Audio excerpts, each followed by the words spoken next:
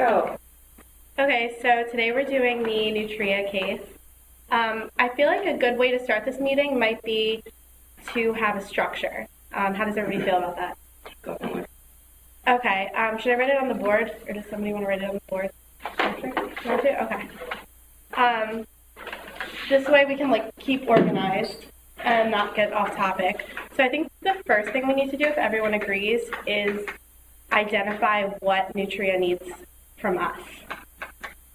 The objectives. And you can just, abbreviate if you want. And then how about questions we have for them, maybe, in order to make the right decision? So questions for them. Identify pros and cons of each option.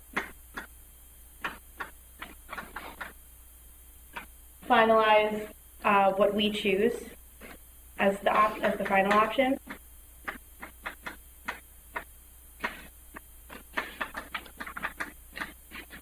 Discuss the organizational structure for them.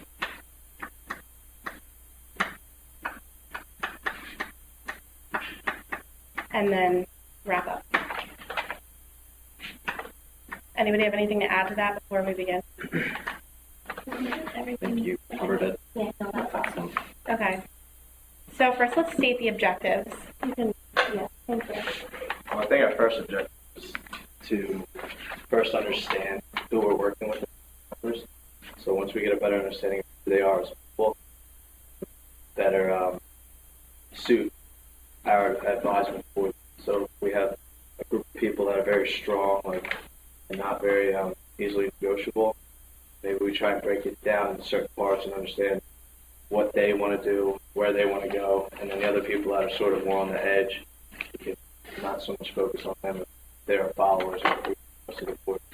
I think we also need to really clarify the mission statement with the board members, because that is what will really drive the overall mission.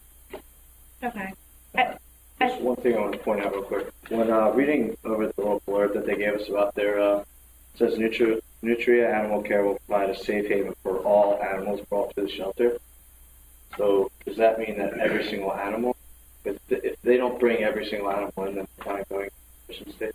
I actually thought that we should kind of recreate their mission statement or come up with something new for them to work from, because I think that the two objectives that they had given us to work with don't fit with what the mission statement has. So either the objectives need to change, or we need to change their mission statement to something that's comfortable for everyone. I think really what they're asking us to do here is, I think that they're asking us to do two things. I think the first thing is to settle the dispute between the two options and making sure we find a good solution. And then secondly, they want us to restructure their organization. So I think that those are the two main objectives. I think we need to keep an open mind, too, that they have two options, but we also provide other options. Yes, I agree. Maybe we should find out what specifically option one, those people on the board have against option two, what people on option two they don't like about the opinions on number one.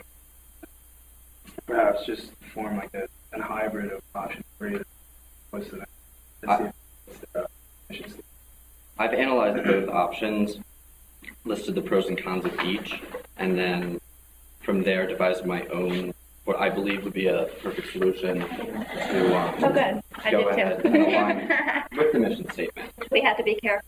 We're very passionate about animals. We're going to be split 3 and 3 on the pros. So that's why I sort of went into the pathway of finding other options as well. So do we want to start going through the pros of option one? Yeah. I'll go ahead and start out with that.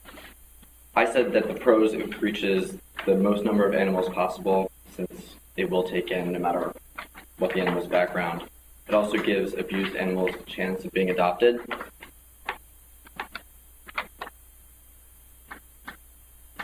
Anyone have any others that they would like to add? It provides humane. Option one is the no kill shelters. That's correct. That provides the most humane way of euthanasia. That animals will be euthanized. What was that one? It provides the most humane way of euthanasia. If necessary. However, con to that option be a high cost of a euthanasia program. It also contradicts the mission statement that they provided within this summary.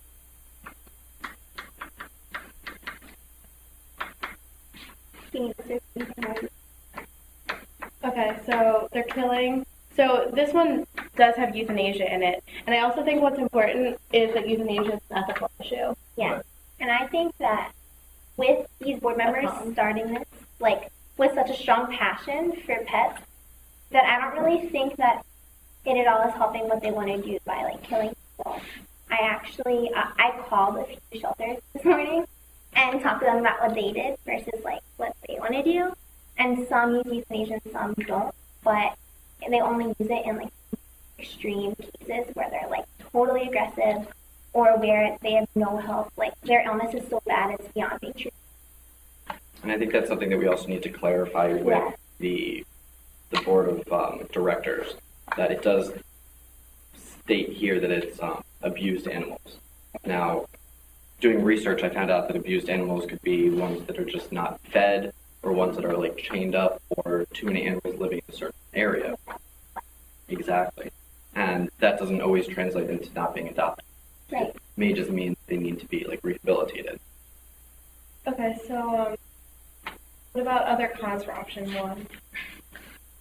The other cons is during breeding and stuff like that, there's sort of like a no-kill kind of push in the United States, so that if your shelter does euthanize certain animals that may be ill, can't change back or be taught to be like other animals if they get euthanized. So like a lot of organizations are pushing, a con for this, for option 1. Okay, so do we want to just summarize that as an ethical issue, maybe, for some? Okay, so I think that's a really big con for option 1. I think that has a lot to do with the reputation of the shelter. I think the main two issues between option number 1 and option number 2 is that the first one, we'll have to euthanize some animals, but option 2 will be turning animals away that left out on the street. Then a con would be they would need a larger, if they're going to do option 1, they're going to need a larger facility and more staff. Yeah, more staff. The staff, the board members are going to have to be willing to put in extra time to decide. Okay. Or there can be an alternative. Maybe they wouldn't, maybe we could keep it no kill, or mostly no kill, but then on the other hand, maybe we can find alternatives for the ones that they don't deem adoptable, as in option 2. Do we agree what do we think the ideal situation would be? Like, do we agree that it would be no kill with,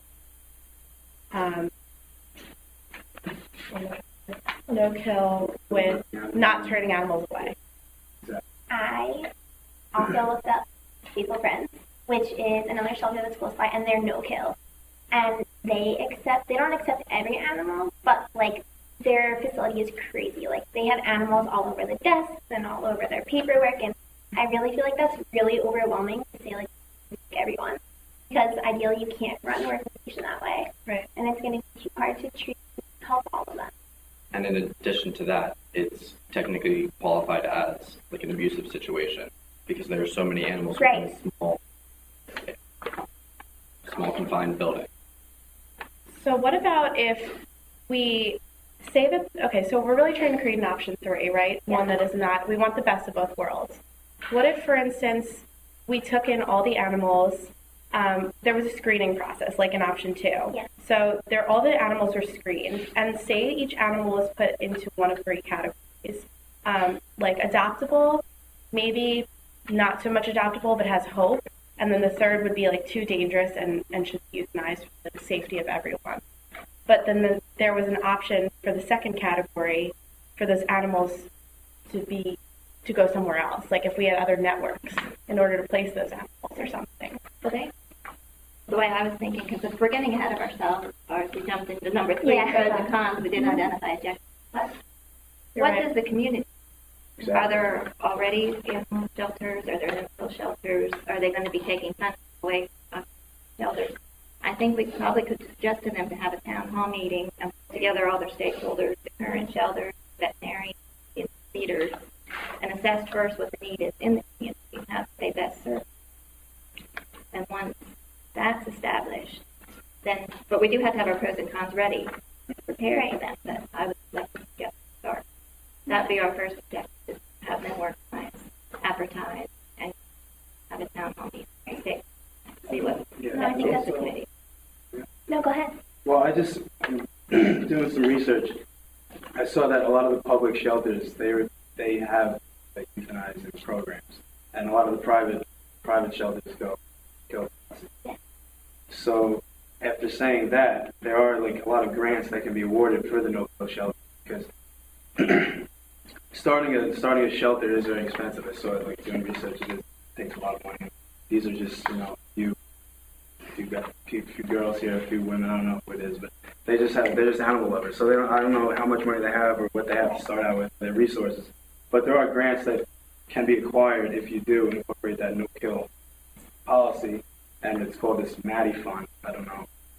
That's just one of them, and they support it to establish like shelter medicine programs and new medical equipment. So if we do take in every animal that is presented to us, can That's a really good point. I think building off of that point, staying as a nonprofit would make our organization eligible for tax breaks, volunteers, unpaid internships, donations, and fundraisers. And that's a really important way to bring in money to the organization to help the animals. And doing some research, I found out that the average cost of housing a pet until adoption is about $343. So if you think about it, if there's an adoption fee per animal, maybe $100, that brings that cost down to $243. And that can be raised through fundraisers and different revenues. So we're going to have this little town meeting here, have this town meeting, find out the actual need for the shelter. And once we determine the need, I want to figure out exactly like how many numbers game, find out how many animals are in the area that they might expect to come to their shelter, how many people in the area are actually interested in adopting, or people who are actively seeking to adopt. And then once we have those numbers and figures, then maybe we can decide whether it's in our best interest to actually create a no-kill policy and take all the animals in, or have restricted. Because I mean, I had a vision that you start out with a no-kill policy with a restricted number of applicants, because it doesn't seem like any of these board members have a real life experience with opening a shelter. So once they get this experience, learn a little bit about the business, more about it, then they can continue to go towards a goal where they are capable of accepting everyone in, where every animal that comes to their doorstep they'll be able to handle and take care of. So that's sort of what I envision as their vision. I would pitch that idea to you guys. Especially if you can start out small and foster animals that Right. from a shelter experience they want to pursue. I think that's a good idea. I know I've worked with people who've done that and like volunteers just like handle the cats that they've adopted, and it's huge. Like this woman had one dog when she started, and she now has like 13 different animals, you know, just from doing this, and it's a lot for one person. So I think a test drive might be a really great idea. So we have a group of passionate people towards animals. So they definitely want to start this shelter. So from here, what steps do we want them to take in order to make this dream come true?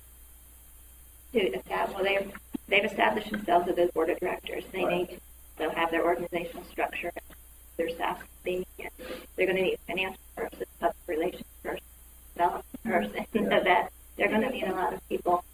I think we need to create an organizational structure for this. I agree.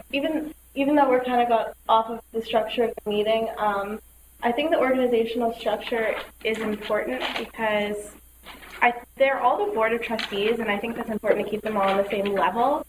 But I think having concentrations within that board would be important. Like, like networking in the community, like you said about the town hall and finding out how the community feels about things. Maybe some advertising to get the shelter recognized, doing maybe some public service announcements about spaying and neutering to help the problem in the first place, and advertising that if they decide to be no-kill shelter, that they're no-kill, and just the people running the shelter and doing the major tasks, and maybe creating a website or something. Media is like a really powerful option. You know, just like it's free to make a Twitter, to make a Facebook, to even make like a blog website. You know, so that's a easy way to get our name out there and see what people want. You know, like you can do online surveys on Facebook and have every single person who's your friend take it and get the need that way. We don't even necessarily have to have a meeting. You know, they can vote like that. Right. I think a very easy way to get our name out there as a no-kill shelter is to go into pet stores like Petco, PetSmart that are nationwide and have an adoption fair where we bring animals that we believe are adoptable and have them available for people and customers to come in, play with them, and maybe even adopt them on site. Yeah, I agree. So what did we decide is the best option? Did we decide that maybe they should do a trial first before we even choose these options? Did we come to some sort of conclusion on that? I feel strongly about that rather than starting right away with the shelter. Other suggestions for either fostering or going to seminars or conferences, volunteering. That's a good idea. I think that they need to, we need to talk to them and know how much they know about these things. And I feel like we don't know enough yet, which we obviously have a lot of questions for them. We need to know what kind of facilities they would need, or if they already have them, where it would be located, what kind of rates there are for animals that need to be adopted in that area, etc., and the money. So maybe, I don't know, we don't know if they've already done this, but I think that's a really good idea, doing a trial. Yeah, no, I make that our pitch to them. Like, we want you to try this trial run before we make you an ideal option for your shelter and see how you feel about it. So what would this trial include? Just, I think if we do have a trial, I think we should definitely have a plan for them. If they don't want a trial, jump right in. Whether it's against our advisement or not, I think we should definitely have that. So have that for them. But in terms of a trial, how would we want to go about doing this? Yeah, suggestion. I think Crystal has some suggestions for the trial, right? Like that they come together as a group again and then decide which they want to try. There are many options, so they would need to decide as a group. They would rather foster pets first or volunteer first. And they decide between those three. We can help them go out and do work for them to help them do things. I think that's really smart. But then, like Marty said, if they are full-blown ahead, they want to go ahead and start this shelter, we do need to be prepared. Have an option. I think looking into that as well, I think we need to also align ourselves with sister organizations like Faithful Friends and the ASPCA. Maybe something that is a kill shelter, just as a backup for a dog that's maybe too aggressive to be adopted. That way, if it's above our heads or above the heads of the directors, that we can use our resources to go ahead and care for that dog in the most humane way possible. I think partnering up with other organizations is a really good idea, not just for those purposes, but also for support for them. Like the American Humane Association, they do a lot of really great things with animals. You know, they do things like they have Be Kind to Animals Week, Adopt a Dog Month. We could get them involved with those things, kind of like getting themselves out there and communicating with the public, like getting the community involved. They also have things like pet therapy and the Second Chance Fund, like bringing dogs into people who really need them. So I think any kind of organization that is for the saving animals and not killing them would be a really positive connection for them. Also lobbying for spaying and neutering programs in their community as well. Because that's just looking at the bigger picture, they could do like public service announcements and things like that, really show how socially responsible they are. Because that's the main problem in the first place.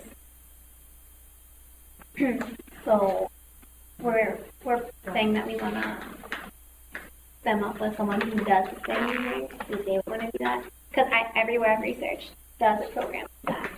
And it is really beneficial, but that's more money for them if they do want to start this organization. So I really think it comes down a lot after they make a decision, Okay. So should we try to make an option 3 here for them? Like, I think we should buy one. I think we should have a general outline for what would be our advice to them after their trial period. Or if they decide not to go to the trial period. Right. Or Just as a that. backup. Yes. I really do like your idea, Amanda, about having the different tiers and classes of adoption levels. Dogs that are 100% adoptable, maybe adoptable indefinitely, need work.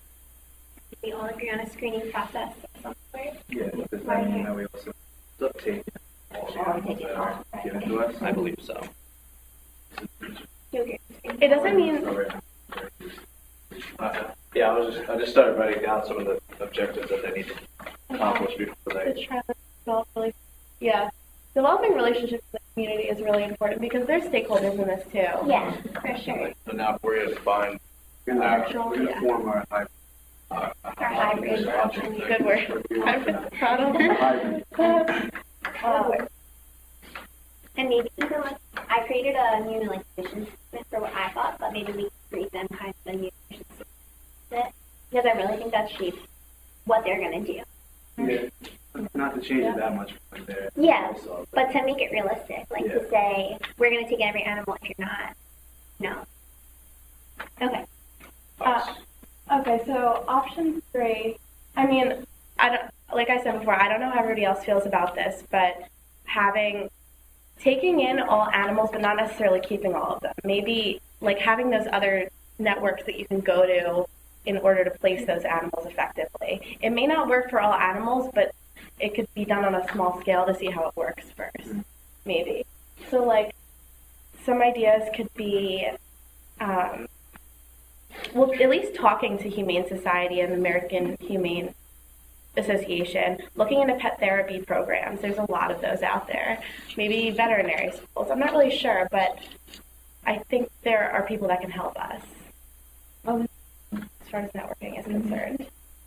So do we want to go with that plan, or they're do we going want to be a very small, new, private shelter. So just say that to open up a connection networks of the other, well-established shelters, publics that is out there. All right, so our ultimate vision for them is to start small, and then as a no-kill shelter, where if they deem an animal not adoptable, then we are going to initially turn them away, or are we going to try and accept them and move them to somewhere else?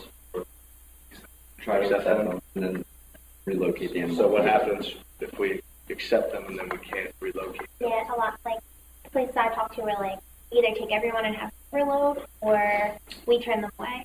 Like, SPCA is like honestly we do turn a lot of people away because there's just not enough space to treat them all.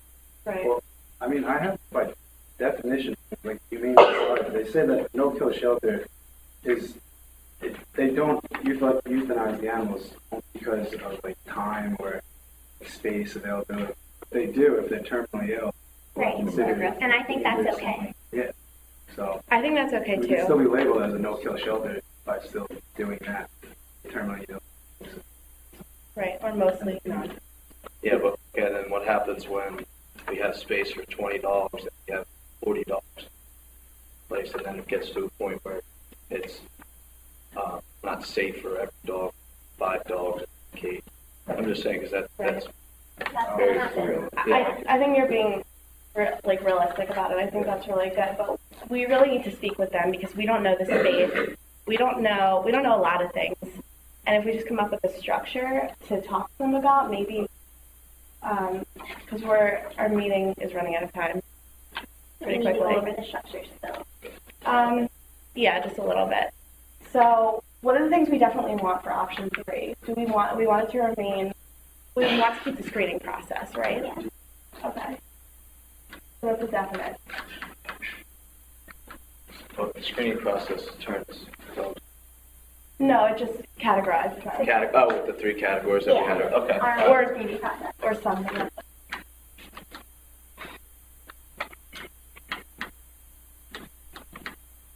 Maybe that will just, maybe that will just turn less animals away. Maybe it's just, I don't know if we would be able to tell them they could take in every animal. I don't know how realistic that is. Like Marty was saying, it's not. But maybe it could just lessen it. Maybe we could use something networking to help alleviate that. So alignment, organization.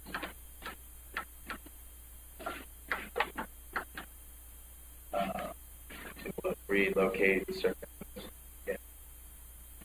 Relocate or foster or find uses for.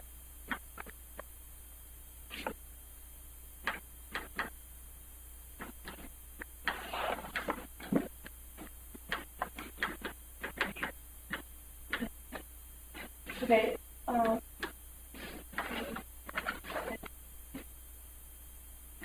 And then, what else do we want to pitch to them as far as our option 3 is concerned that we feel is definitely right for them? Other organizations. I think to make sure that, in a general sense, that that they're trying to remain as ethical as possible, because I think in their mission statement that was something that they all agreed on. Is they wanted to find every effort to find homes for all of the animals, and that makes me feel like they probably really care about making ethical decisions. So Keep just an generally ethical reputation, ethical name, yeah. So are we okay with option 3 the way it stands now as a general pitch? I think so. Until we meet them. Right. And then we can again. clarify it. Okay. Yes. So quickly moving along to like organization structure and how they're going to run. Yeah. And that's it. Financial plans. Right? Oh yeah, good call. Okay, so now that we have a pitch for option 3, which is obviously not finalized, but we do need to speak with them, let's quickly discuss how we want to organize their organization. We know exactly how many people are on the board of directors. It didn't say. It's at least 6 I'm assuming 6. because of They all the have pet names. yeah because of Nutria. So it's probably 6, and if there are some spouses, it'd be like 6 to 10. But let's go with 6. I think a hierarchical organizational structure would be best. That way, the board of directors can remain on top and dictate as they go down their vision exactly. That way, they keep it within their vision and their mission statement. So you think there should be people on top, but then people underneath them, or do you think that I think the board of directors will be on top, and they can either divide themselves up and have specific tasks or roles to work within the organization. I quickly carted it out and had like an on-site staff, support personnel, as well as directors. So maybe more like a matrix model, like having them. That's what it sounds like you're saying anyway. Yeah. Is a matrix model, like Yeah. having them all in the same, having all the board of directors be on the board of directors, but having them focus on different Yes. things. Exactly. That was in my head to start. Like it was going to be The these matrix. few people, like setting, and then we would gain staff as we went. So like as a starting structure, I had in my head matrix idea too, that they would all be on level playing field. They could all play the same roles. If I needed to come speak to someone, I could come to you and feel comfortable getting like real answers from. So that was the exact idea I had. What do you think? I agree. Okay. That's why ideas flow freely throughout the company, and everyone feels not one person's above the other. Yeah. Sometimes keep labels. Make it seem Yeah. hierarchical. Right. So they'll just have different focuses, but they'll remain supports for one another Right. in the board. Or someone might do like strictly with marketing and stuff like that. Instead of saying this is the president, this is this person like that. So Right. you give each other roles, not so much titles. Exactly. That's exactly right. Okay. So let's We can get into more specifics with them as far as that's But that's a general. concerned, but that's the general. Okay. So, let's just wrap up in a few seconds over what we did today. We want them to do a trial run, but we have an option 3 for after the trial, or in case they don't want to do the trial, as well as the fact that we want them to do organizational structure. Their organization. Yes, exactly. We want to be able to talk to them, find out what's important to them, and meet with the community. Thank you. Thank you. Bye, thanks.